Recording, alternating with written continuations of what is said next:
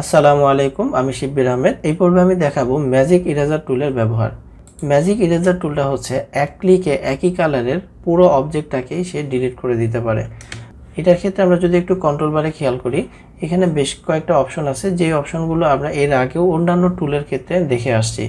যেমন টলারেন্সটা কি কাজ করে সেটা আমরা এর আগের যে টুলটা ছিল সেটাতেও আমরা দেখেছি, যে টলারেন্সটা যদি কমানো থাকে সেই ক্ষেত্রে কালার যদি লাইট ডিপ হয়, এক কালার হলেও লাইট ডিপ হলে যদি এটা ভ্যালু কম থাকে সেই ক্ষেত্রে দুইটাকে দুই কালার হিসাবে সে তখন বেশি পরিমাণটাকে ধরতে পারে না।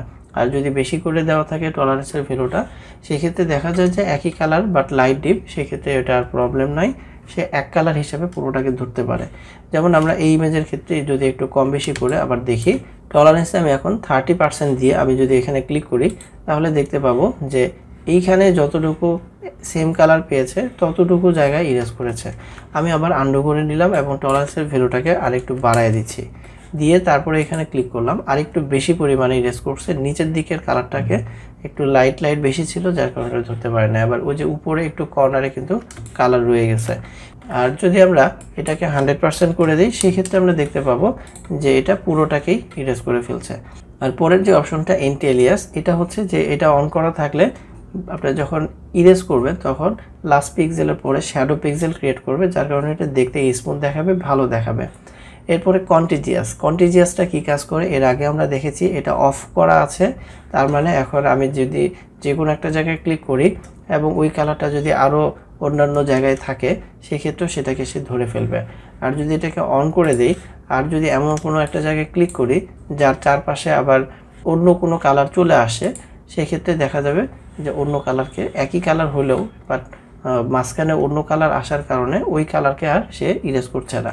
আর এটা অফ করা থাকলে যে কোনো একটা জায়গায় ক্লিক করলে সেম কালারের আরও যত কালার আছে সবগুলোতেই সে এটা ইরেজ করে দিচ্ছে। এখন আমরা এই ইমেজের পিছনে ব্যাকগ্রাউন্ডটা অন্য আরেকটা কালার অ্যাপ্লাই করে দেখতে যাচ্ছি। তো সেই ক্ষেত্রে আমি এখান থেকে কালার একটা সিলেক্ট করে নিব, নেওয়ার পরে আমরা একটা লেয়ার নিয়ে কালার অ্যাপ্লাই করব। ঠিক আছে, আমি এখান থেকে একটা লেয়ার নিচ্ছি, তারপরে কালার অ্যাপ্লাই করলাম। আর দেখা যাচ্ছে না কারণ লেয়ারটা উপরে আছে, আমাদের লেয়ার 1টাকে নিচে নামাই দিতে হবে।